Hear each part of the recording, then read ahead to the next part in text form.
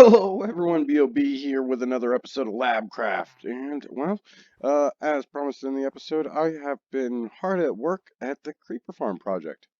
But that isn't all. As you can see, I've started to lay in some pathways here. I think I want to have another one wrap up around this way and then maybe do a bridge over the ravine. Um, at some point, somebody actually came over and finished carpeting my second farm. I don't recall me doing it. I know I had enough wool gathered up to do it, but yeah, this is all complete, and this wraps around all the way down into the ravine. Yeah, well, to the stairwell, anyways. But if we come down here to where the creeper farm is going to be, we can see we got a dug clear down, and I've actually started to rebuild back up. I only got a couple platforms in, and I just stopped. I wanted to actually catch you guys up to speed on exactly what I was doing here, and well, at least a brief explanation on how I'm going to make this work. Uh, but this is all the way down to bedrock. You can't see that now, but I'm going to show you.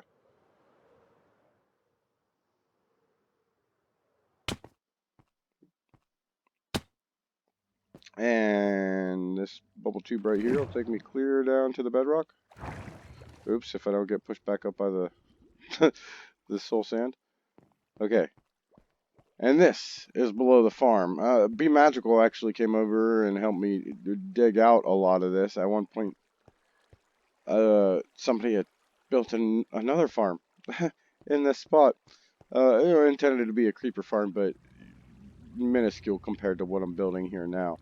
So I ended up having to take that down and you know, just so I can continue the build that I had started. But if we come up on this floor here, you see where there's water streams. And I'm going to have some magma blocks in this space right here, and then we'll have like hopper minecarts under those, feeding into hoppers, and then we'll have some chests. I don't think I'll need a whole lot of storage beneath this thing. I don't think it's going to produce on a spectacular level, but I'll at least provide a sufficient amount, so we're not going to be overflowing, although I highly doubt that's going to happen. But this is the floors, and based on the old like Navy Nexus design, we have 1 block spaces for creepers to spawn on. We have trapdoors above those 1 block spaces to ensure that it is creepers spawning there. And I'm going to do this on every single floor. Of course, I'll have to take out the torches whenever everything's complete. But I don't want things spawning in here while I'm working on it. But yeah, that's it. I only built up 2 floors. I started to rebuild the walls back up. Realized that the platform that I had up above needed pushed back in order to fit this full-sized farm in here. So I like started building up the walls. You can see I put a pillar on the corner there. I'll probably put a pillar on that corner and a pillar on that corner just for like decorative purposes. And well, yeah, there would be uh,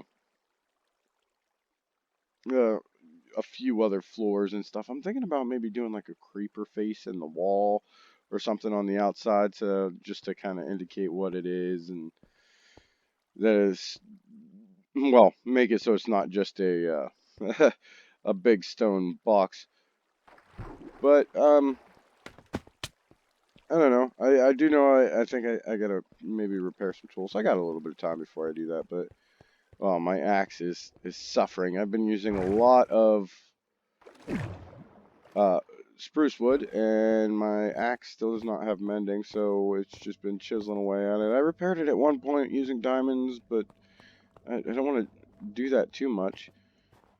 Um, but yeah, I need a constant influx of spruce right now, pretty much, with as much as I'm using it. Ooh, and I can't even work my own bubble tubes right now. But this has been helping out. The fact that I can grow a lot more at once than I was before. So uh, yeah, I don't know. I'm getting the spruce I need. It's just taking a long time to do it. But I am gonna get back to the grind, I believe. I might take care of my tools and stuff at some point during the process. Harvest up some of these trees and get back to building more platforms. So I had to make a quick resource run. I'm burning right through all the trapdoors. This is how I've been getting them instead of using my spruce wood. I've been coming here and buying jungle logs. These weren't all me. Uh, a lot of them were. A lot of them. I'm gonna buy some more right now. See, I got three. I just picked up 3 stacks. I went and grabbed my profits from the ice shop and decided, maybe get a couple more. So, oops, that's one more than we need. So I'll buy another 3 stacks here. Now that's 6 stacks of logs, which I am going to craft into trapdoors. And I bet you I still burn right through them. And if you're wondering, I'm just getting the jungle logs because that's what there was an abundance of. Of course, no spruce, the one I'm actually working in. But I'm trying to save my axe. I suppose I could save some diamonds and repair the axe, but uh, this is faster. Let me put my excess diamonds back in here. And yeah, I did, uh, check my shops and stuff. I didn't look around for any more mending books today. I don't know. I guess one of the lab crafters who's no longer a lab crafter anymore left behind a villager trading hall, and so I'm probably gonna hunt that down at some point and make use of his villagers. But for now, I desperately want to get this creeper farm finished. I don't like being halfway through a project. And just a quick progress update. It's I still got a long way to go. No, I am getting closer. Materials. Like this is just eating up the materials. I've probably gone through a couple shulkers worth of buttons already. I mean, I still got plenty of stone. The biggest like strain material wise is the trapdoors. Like all those logs you saw me buy in the last clip all got turned into trapdoors, and they're all placed in the farm, and I'm out again. So I'm probably gonna go back to the shopping district to buy a few more stacks. Um, it's just, oh my God, it's so much. If this if this doesn't at least produce some gunpowder, I'm gonna be pretty upset. But I gotta believe it'll produce something. I know it's not traditional to put mob farms down here underground, but I feel like the caves are pretty well lit. The one concern I have is there are a few slime chunks in the area, and of course, it doesn't matter how well you light those caves, slimes can spawn anyway, so that's going to take up some of the mob cap. I'm not sure what to do about that, but I don't know. Yeah, I'm going to keep telling myself it's not going to hurt spawn rates that much. And just continue building. Hopefully, I don't even have enough. Know if I have enough scaffolding to finish the job. I actually had to craft some more. I left myself like 16 pieces of bamboo, so I can start a farm. But I might even have to use more of that, or just go buy another stack of bamboo, at least to keep me going through this project. I suppose I could use something else as scaffolding, but that'll make things a little bit more difficult as I'm continuously climbing up and down the thing. Um, I suppose I could fly to the top and just drop down the holes to get to the bottom, but it's starting to look pretty impressive. I can't wait till we get it up here. I'll show you guys what it looks like before I wall it in all the way. And here I am, back at the level up shop to buy more wood. Look at this. Jungle logs, all sold out. I think yeah, there's 8 stacks of dark oak in here, so I think I'm gonna do the rest in that. Hopefully that's enough. I only got a couple more floors to do, so hopefully the project will be done soon. This is taking a really long time, and it's not really the build so much as gathering the materials, and mainly it's wood.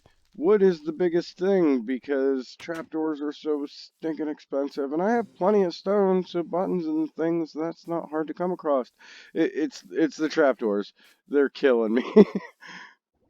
And after many days and many hours, I've finally got all the floors built in here. I'm not even sure how many are here. I wasn't really counting them. I just figured I would go from the lowest possible level and bring them to the highest possible level while keeping them within the ravine.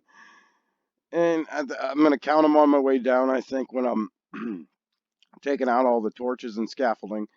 Uh, but yeah, all the platforms are put in, but the farm's still not done. I gotta bring that wall, these walls all the way up to the ceiling here, and then go through each floor, take out the torches, and take down the scaffolding. On my way down, I gotta fill that block that the scaffolding's in with a button, as I couldn't place buttons in those spots with the scaffolding in place. And then I still got to build a collection system at the bottom. And in order to do that, well, I got to tear apart this little contraption here. And I built this off camera. As you can see, this is a bamboo farm, bone meal powered. This is totally temporary. I just needed something to produce some more bamboo so I can make enough scaffolding to finish this build. I stopped by the shopping district to buy some, but everything was sold out there. So yeah, I just set up this little temporary farm, and I am gonna do a bamboo farm. It's gonna be over there somewhere, but I'm thinking something flying machine power, like a big field that a sweeper knocks it all down or whatever. But this thing served its purpose. But in order to build the collection system, I'm gonna need that hopper minecart that's in there, and this hopper. I mean, I could craft more, but I kind of didn't want to. Those materials were actually meant for the collection system for this farm. As you can see, uh, yeah, part way up, I had to switch to the dark oak. I did manage to have a little bit of dark oak to spare after this was all said and done. I actually got a whole stack of logs left, as well as the 42 trapdoors you see in my hotbar there.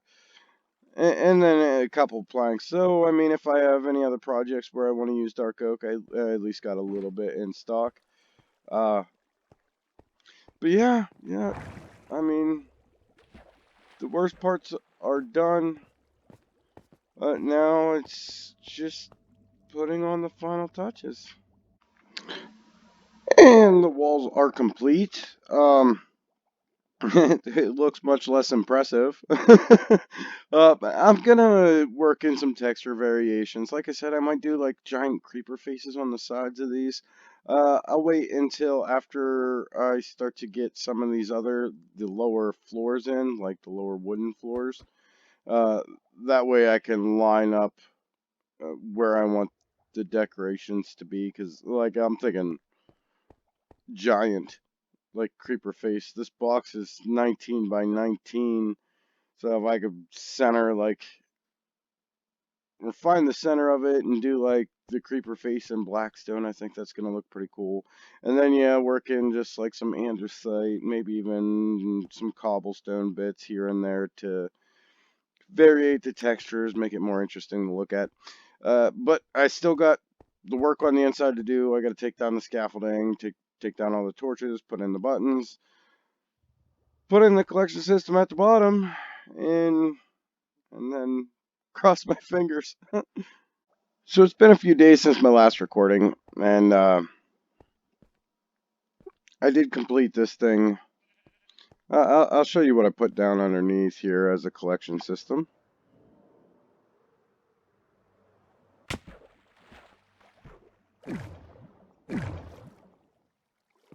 Um, and what we got is just some hopper mine carts sitting on top of, well, sitting right beneath some magma blocks. And yeah, those are just sitting on hoppers leading into a double chest. And if we look inside the double chest, it's been next to nothing. It was actually days before I got even this. I don't know where this came from. I don't recall checking it while it was on, but I mean that's at least promising because um, Tom's asking me about it. Um, well, I mean, it's got some gunpowder coming in, but I mean, it should produce more. I did notice that I have significantly less cows than I did before, and somebody might have came by and did that in order to reduce the entity cap in the area. Maybe that had something to do with it. And I'm also, well, I'm digging out more more of the ravine, I guess. I'm gonna try and open the whole thing up. Uh, and this will reduce any like unlit caves that might be in the area. I mean, I should really only have to go as far as 55 blocks or 54, but it's really like 44 with the new spawn radius. Uh, but that's from the player, you know what I mean? Like finding a good AFK location might have something to do with it. And well, like I broke all the rules with this. Like it's not chunk aligned or anything like this. So it might just be that I have to tear it all down and move it. You know what I mean? But for now, I wanted to open all this up anyways. So I mean, now I'll open it all up around the creeper farm, and if that increases the rates as I go, well, I'll call it a win. But I've been burning myself out on this project, and I actually, uh, well, I broke away from it for a couple days. I haven't been able to record for a couple days, but I got some other things on the server I would like to show you and talk a little bit about. Okay, so one other thing I've been up to is I met with Tom here at the ice shop about providing some new services. If you notice, we did make some subtle decorative changes as well. But here at the ice shop, we are now offering services to build ice roads or water streams for like item transportation. And we've already got our first order. Be Magical wants us to build an ice road for them. So um, that's probably going to be a project in an upcoming video. Um, I did also check on like profits, and we had a few sales, both here in the ice shop, and I had one sale at the Ender vendor. But I've made a bunch of diamonds another way, and that's the next thing I'm going to show you. This is another thing I've been working on. Tom Dimpleton and Damp Fawn asked for my help to build.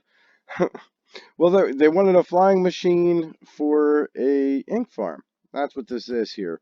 Um, don't ask me about the rates. I know I saw it producing something when we just finished it, but it took more than just one flying machine. As you can see, this is quite a large space. Uh, so there's four of them down there. But yeah, I think I can probably give you guys a quick demonstration on how this works and a brief explanation of the redstone. Okay, so what we have here is just, well, it's my two-way flying machine. It would be the upside down version. And we're using them as sweepers. Basically, what you can see, there's an ocean monument right below us here. So I guess the concept of the farm is guardians spawn in and kill the squid, and the ink sacs float to the surface. And if you look across the surface, you can see a couple floating there already. So the concept is sound. And basically, these machines just come by and sweep it to one end or the other. And on both ends, they, well, there's waterlogged stair blocks and then just hoppers underneath them. So whenever the items get pushed right up against the stairs, the hoppers will take those items down in because it's just on the bottom lip of the stair. I'll show you guys a flight, but I have to sit here the whole time uh, while it's in flight. I won't make you sit through the whole recording, but the reason why is because if you unload the chunks while this thing is in flight, it's going to break. And this is a 64 by 64 space. So you pretty much got to stay like right in the center in order to ensure they all stay loaded and make their entire trip. And Yeah, it's kind of a general rule with this farm that you can't fly away while the machine's still operating.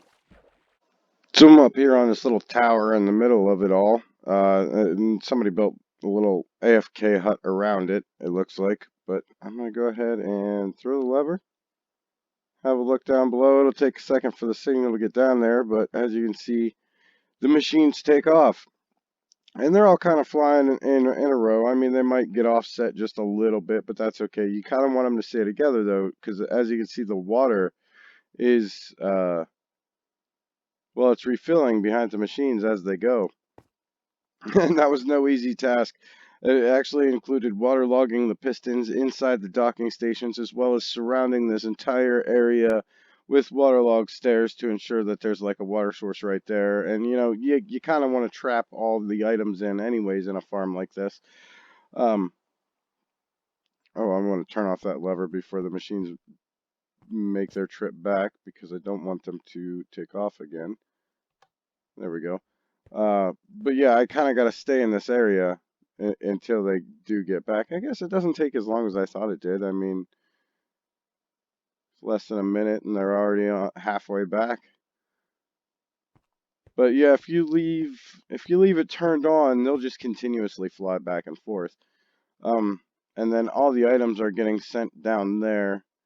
And there was probably some in there, but if I wait until the machines get back and take a full little flight down there, we might be able to catch some coming in still.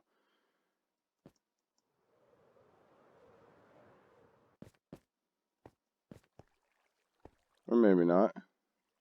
I'm not sure that's gonna work. I don't know. But yeah, it will produce some kelp.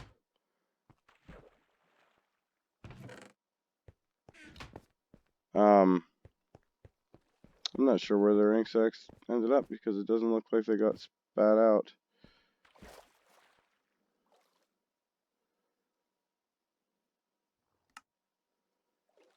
Hmm. I don't know. I don't know. I don't know what's going on with this thing. I'm not sure this collection system would really work. It doesn't look like it does, right? Because like items are just kind of landing down beside the hoppers. But I think the idea is they were wanted to send things up into a bubble stream. I don't know. I only built the flying machine part of it.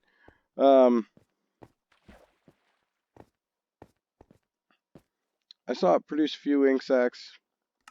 Yeah, when we first started, but yeah, I don't see where they would have collected this time.